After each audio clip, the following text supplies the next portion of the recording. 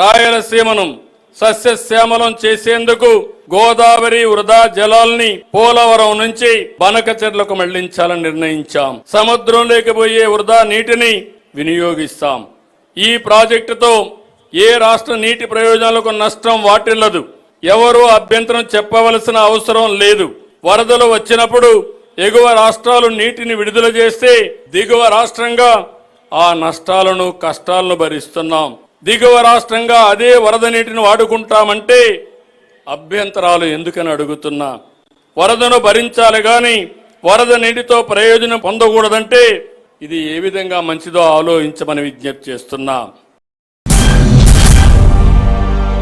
ఆనాటి నుంచి ఈనాటి వరకు తెలంగాణ ప్రజల పోరాటమే సాగునీరు తాగునీరు సాధించడం.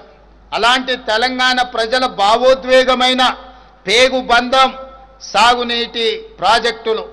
కృష్ణా గోదావరి నదులలో ప్రతి చుక్క తెలంగాణకు రావాల్సిన వాటాను సాధించి ఎవరి ఒత్తిడికి లొంగేది లేదు, ఎవరి ఆరోపణలకు బెదిరేది లేదు.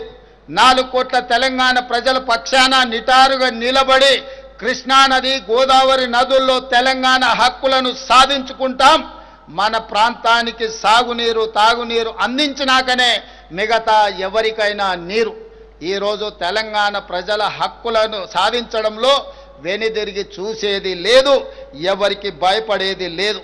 ప్రభుత్వం ఈ విషయంలో వ్యూహాత్మకంగా వ్యవహరించడమే కాదు, ఎత్తుగడలతో నిర్ణయం తీసుకుంటుంది.